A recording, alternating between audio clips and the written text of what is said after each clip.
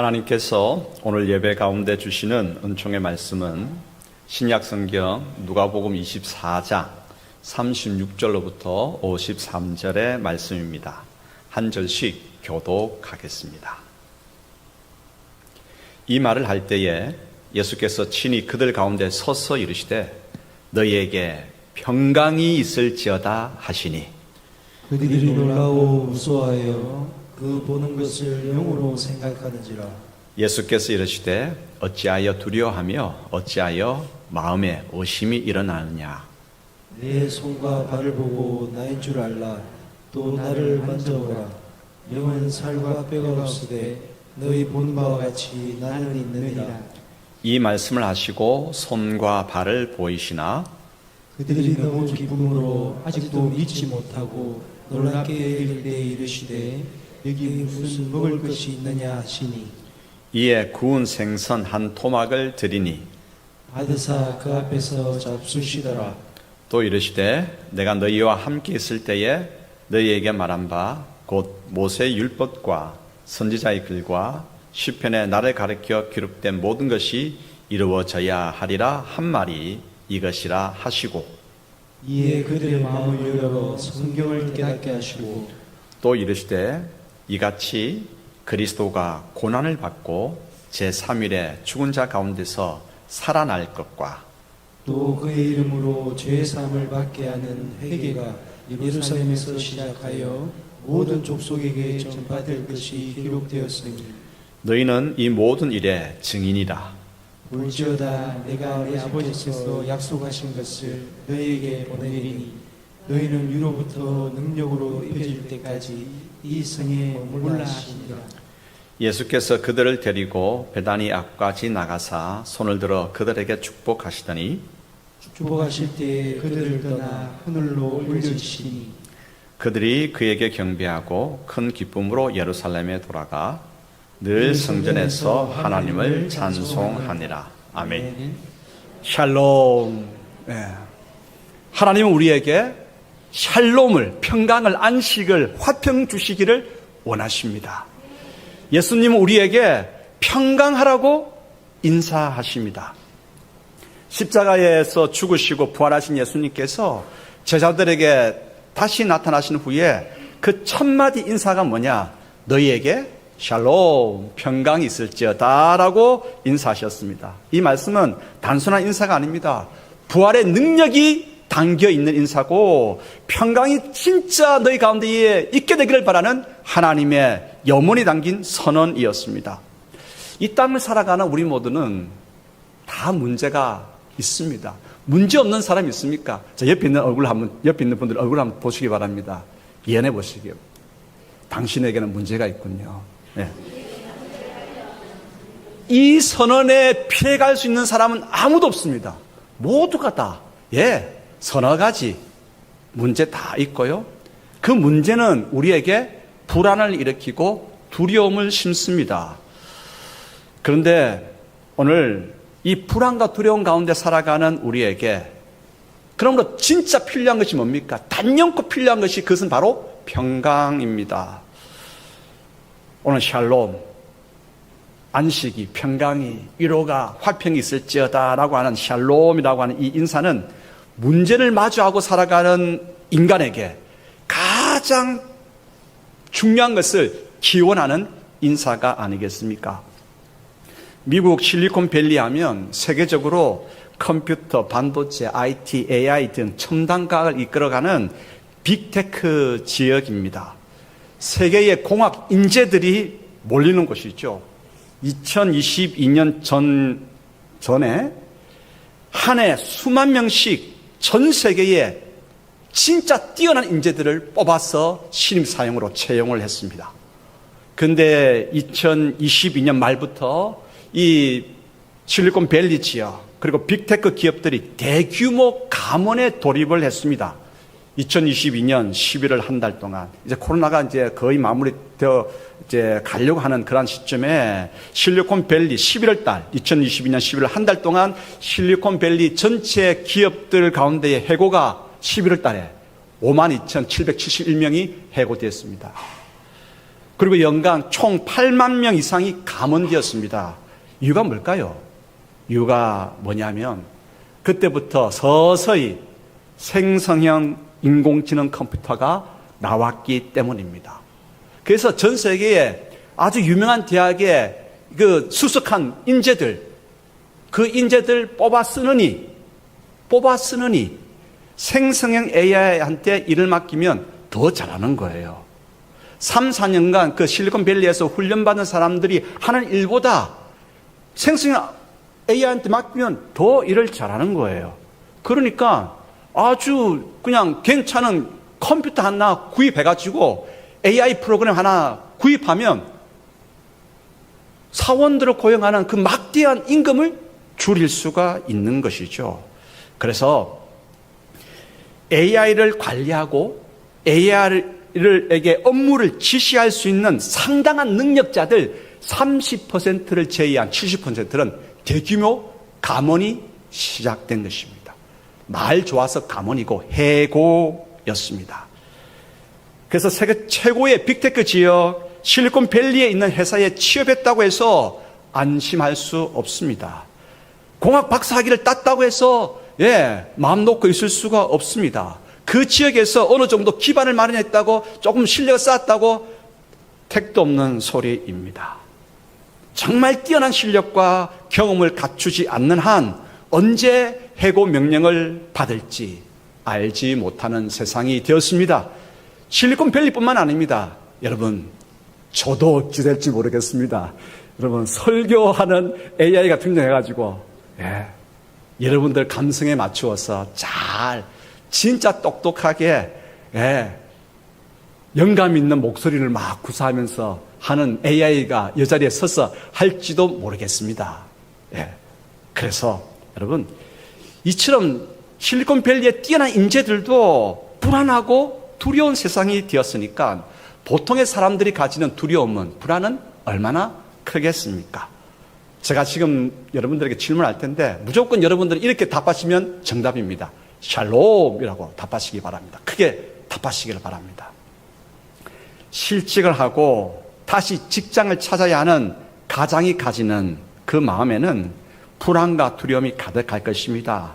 그 가장에게 가장 필요한 것은 무엇이겠습니까? 학교 생활을 좋아하지 않고 게임에만 몰두하는 자녀를 둔 부모의 마음 가운데에 가장 필요한 것은 무엇이겠습니까? 내일 학기말 시험을 앞둔 중고등학생과 취직 시험을 앞둔 청년에게 가장 필요한 것은 무엇이겠습니까? 질병으로 병원 치료를 받고 있지만 차도가 더딘 환자에게 꼭 필요한 것은 무엇이겠습니까? 가면 갈수록 이 소리가 적어집니까? 죄책감과 죽음의 불안과 두려움에 사로잡힌 모든 인생에게 가장 필요한 것은 무엇이겠습니까? 이 땅을 살아가는 모든 인생은 문제를 다 가지고 있습니다. 그 문제는 모두에게 두려움과 불안을 일으킵니다. 그렇기에 실존하는 모든 이들은 무엇을 가장 필요로 하는가? 그것은 다름 아니라 평강, 샬롬, 안식입니다. 죄와 죽음의 권세를 이기신 예수님은 두려움 가운데 있는 제자들에게 나타나셔서 참된 평강을 주셨습니다. 그 평강을 세상에 전하라고 명령하셨습니다. 그 명령은 이제 우리에게 주어진 사명입니다. 우리에게 평강을 전하라는 사명이 주어졌다라고 하는 여기에 초점을 맞추면서 오늘 하나님의 음성을 경청하도록 하십시다. 첫 번째 메시지입니다. 예수님은 누구신가? 평강을 주시는 분이십니다. 골고다 언덕에서 두 강도와 예수님의 십자가형이 집행되었습니다. 그 시간 이후 예루살렘에는 무거운 공기가 흘렀습니다. 예루살렘 주민 모두 그 마음은 침울했습니다. 그 중에 예수님을 따랐던 제자들과 무리는 자신들도 죽음을 잃지는 않을까, 목숨을 잃지는 않을까, 어려움을 겪게 될지 않을까 두려움에 쌓였습니다. 그들은 한 곳에 이제 숨었습니다. 모인 그들의 얼굴에는 말하지는 않았지만 긴장과 불안감이 역력합니다. 그런데 십자가형이 있은 지 3일째 되던 날 두 제자가 자신들의 고향 엠마오 마을로 가게 되었습니다. 그때 한 사람을 만납니다. 그 사람을 만난 이야기를 이 제자들이 돌아와서 다시 예루살렘으로 돌아와서 나머지 제자들에게 이야기를 합니다. 그들은 엠마오 마을로 가다가 한 사람을 만났습니다. 한 곳에서 이제 그분께서 계속 성경 말씀을 해주셨는데 한 곳에서는 더 자세하게 뚜렷하게 하나님의 말씀을 하나하나씩 차분하게 풀어주십니다. 풀어주시면서 깨닫게 하셨고 떡을 떼어주시는데 그때 눈이 번쩍 뜨였습니다. 아, 주님이시구나. 부활하셨구나. 살아나셨구나. 그 부활하신 주님을 만나고 엠마오 마을로 가던 두 제자는 방향을 바꾸어서 예루살렘으로 돌아왔습니다. 그리고 예루살렘에 제자들이 모여있는 곳에 가서 자기들이 체험한 이야기를 들려주고 있습니다. 바로 그 장소에 그때에 예수님이 그곳에 모여있는 제자들에게 다시 나타나셨습니다. 그리고 말씀하십니다. 너희에게 평강이 있을지어다 라고 말씀하셨습니다. 제자들은 자신들도 목숨을 잃지는 않을까, 어려움 겪지는 않을까 두려움 가운데 사로잡혀 있었습니다. 그런 제자들에게 예수님께서 나타나셔서 평강이 있기를 기원하셨습니다. 오늘 이 자리에 우리 각자마다 모르긴 하지만 다 문제들이 다 있잖아요. 그 문제로 인해서 어떤 두려움이 있습니까? 어떤 불안이 있습니까? 어떤 근심이 있습니까? 여러분, 오늘 근심 있는 우리들에게 예수님께서 이곳에 가득 계신 성령님께서 우리 하나님께서 말씀하십니다. 너희에게 평강이 있을지어다 말씀하십니다. 평강이 있을지어다. 제자들은 자신들도 큰 주님처럼 어려움을 당하지 않을까 두려움에 사로잡혀 있었죠. 그런 제자들에게 예수님께서 나타나셔서 평강이 있기를 기원하셨습니다. 제자들은 예수님을 보고 무서워하고 놀라고 기뻐하고 이런 여러 가지 감정이 교차되었죠. 예수님께서 손과 발을 보이시면서 나는 영이 아니라 살아난 너희의 선생이다 라고 하시면서 손과 발을 보여주셨습니다. 예수님께서 두려워하는 제자들에게 평강을 기원하셨기 때문에 시원한 그 평강이 샬롬이 역사하기 시작했습니다. 제자들 가운데 있었던 두려움과 혼란은 서서히 가시고 하늘의 믿음과 용기가 그들 가운데 채워지고 생겨나기 시작했습니다. 예수님은 누구십니까? 죽음을 이기신 부활의 주님이십니다. 모든 것을 가능케 하시는 전능하신 능력의 주님이십니다. 생명의 주님이십니다. 따라서 주님은 이 땅에서 문제와 두려움 가운데 살아가는 모든 이들에게 능히 평강을 주실 수 있는 분이십니다. 예수님 우리에게 가장 필요한 평강 주시기를 원하십니다. 주님이 주시는 평강은 두려움을 물리칩니다. 불안과 초조함을 이깁니다. 편안과 안식과 위로를 줍니다. 하늘의 용기와 지혜를 주죠. 예수님은 오늘도 우리 모두에게 이렇게 인사하십니다. 죄를 비롯한 온갖 문제와 두려움과 불안 가운데 있는 인생들아, 너희 영혼에 평강이 있을지어다. 샬롬 하고 말씀하십니다. 자, 이제 예수님께서 주신 그 샬롬의 인사를 옆에 있는 분들하고 서로 그 인사말을 가지고 서로 인사하겠습니다. 샬롬.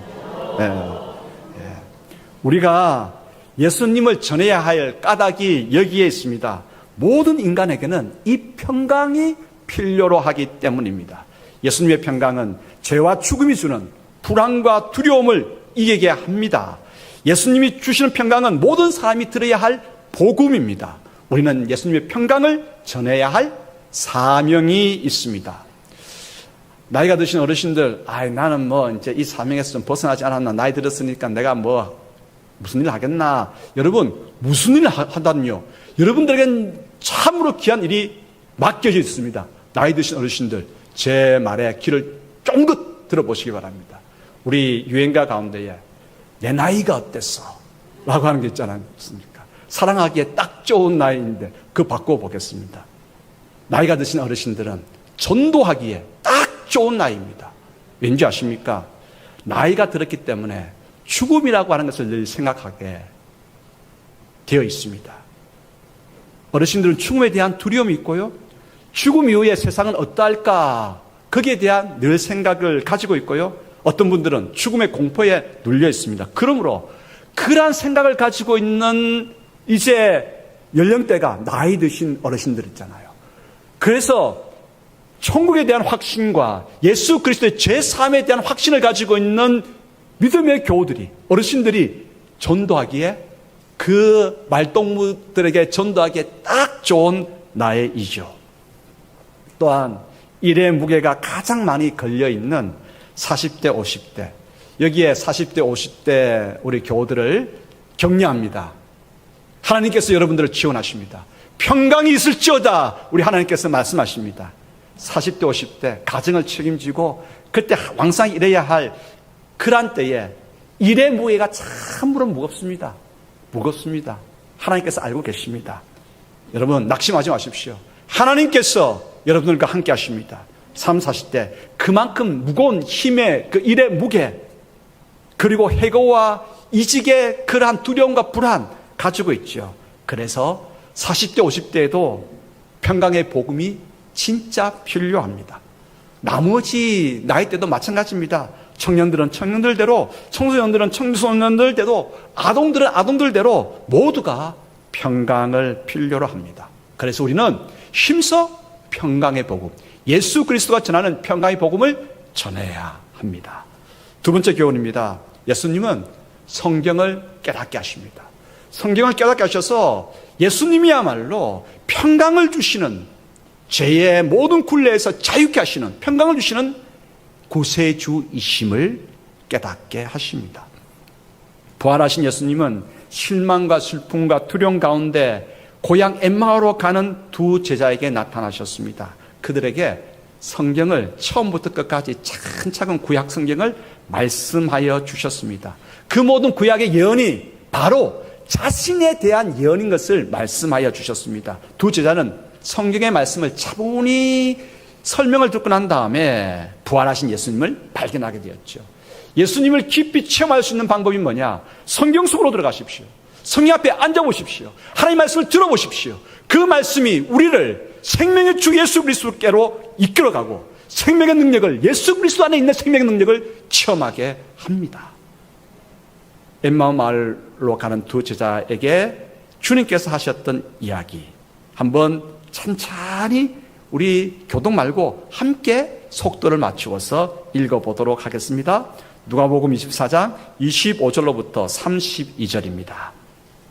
이르시되 미련하고 선지자들이 말한 모든 것을 마음에 더디 믿는 자들이여, 그리스도가 이런 고난을 받고 자기의 영광에 들어가야 할 것이 아니냐 하시고, 이에 모세와 모든 선지자의 글로 시작하여 모든 성경에 쓴 바 자기에 관한 것을 자세히 설명하시니라.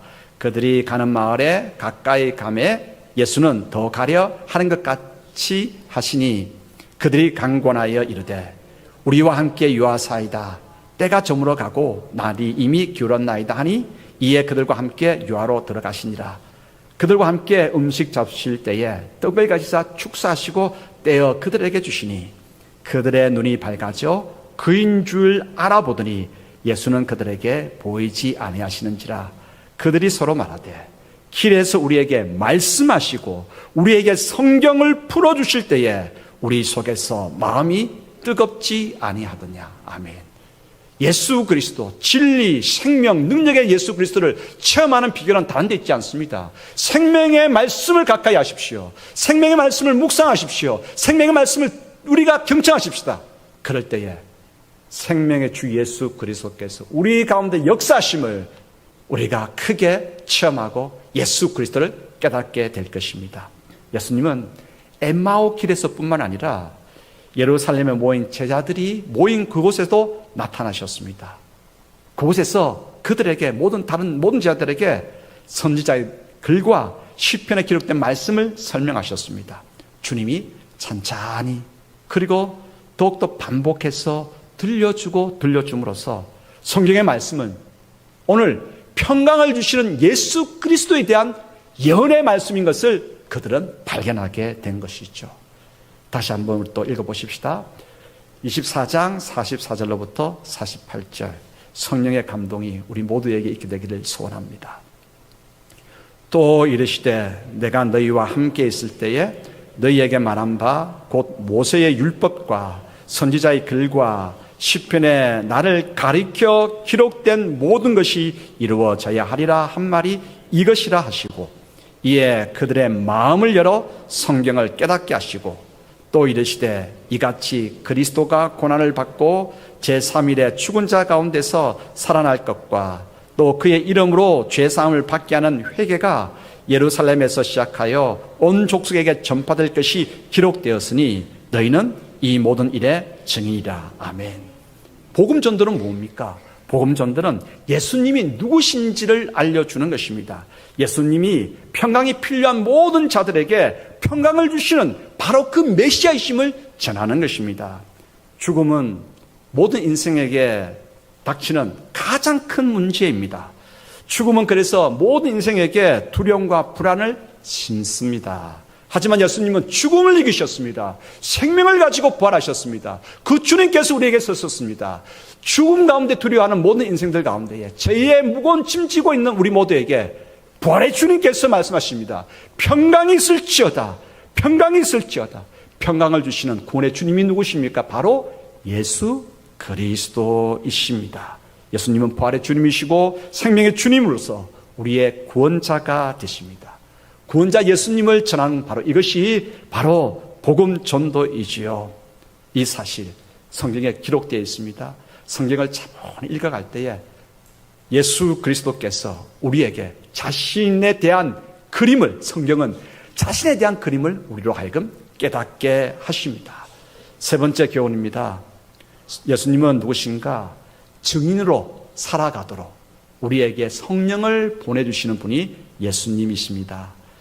24장 47절, 48절 읽어보겠습니다. 또 그의 이름으로 죄사함을 받게 하는 회개가 예루살렘에서 시작하여 모든 족속에게 전파될 것이 기록되었으니 너희는 이 모든 일의 증인이라. 예, 증인이라. 우리가 죄와 죽음의 두려움에 사로잡혀 있는 모든 자들에게 평강이 예수 그리스도로 말미암아 주어졌음을 전해야 합니다. 근데 이 평강의 복음을 전할 때에 우리는 때로는 두렵습니다. 이걸 어떻게 전하지?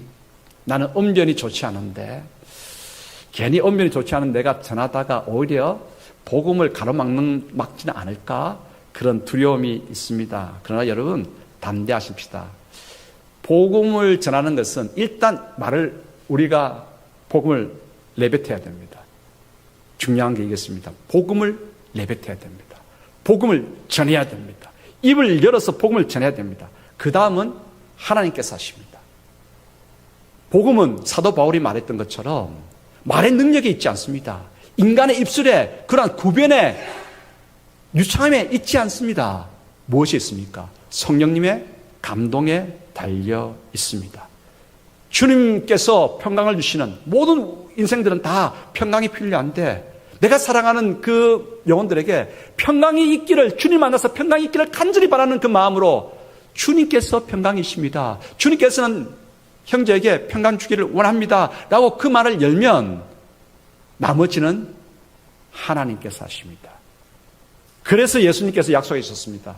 너희에게 성령을 보내줄 것이다. 성령을 보내주셔서 오늘 우리로 하여금 복음을 전하게 하십니다. 여러분, 언변이 저를 비롯해서 다 언변이 안 좋으시죠? 고개 좀 끄덕끄덕 해보시기 바랍니다. 저도 설교를 한 설교 듣다 보면 발음도 빗나가고 문법으로도 틀리고 지금 잘 모르는데 제가 들으면 또 그래요. 예. 참 저런 사람이 어떻게 목사가 돼가지고 설교하는지 모르겠어요 라고 그런 생각이 들 때도 있습니다. 그런데 말입니다, 중요한 게 여기 있습니다. 문법 틀리고 발음도 빗나가고 할지라도 성령께서 감동하시면 그 가운데 역사함이 있습니다. 뭔가 생명의 말씀을 전하려고 하는 그 마음이 전달되어지면 하나님의 역사가 열매 맺게 됩니다. 평강의 주님을 전하려고 하는 마음만 가지고 입을 열면 성령님께서 역사하십니다. 예수님께서 약속해 주셨습니다. 성령님께서 하늘부터 너희 가운데 능력으로 임하게 될 것이다 말씀하여 주셨습니다. 언변이 부족하더라도 너무 걱정하지 마시기 바랍니다. 성령님께서 역사하시면 귀한 일이 일어납니다. 평강의 주님을 전하려고 하는 마음이 전달되게 때문이죠. 친구에게, 진짜 친한 친구에게 평강의 복음을, 오늘 설교를 듣고 평강의 복음을 전하려고 입을 열었습니다. 친구야, 나 가을이다. 그런데 우리 영혼도 익어가야 되지 않겠나. 그래서 주님께서는 우리에게 평강을 주시는 분이야. 그런데 그래서 어쩌란 말이야로 인간하는 친구의 말을 듣고 말문이 딱 막히는 거죠. 말문이 딱 막힌다고 지금 그렇다고 지금 이야기하고 있지 않습니까? 예. 잠시 모든 것이 멈추어 버리는 시간이 쫙 흐릅니다.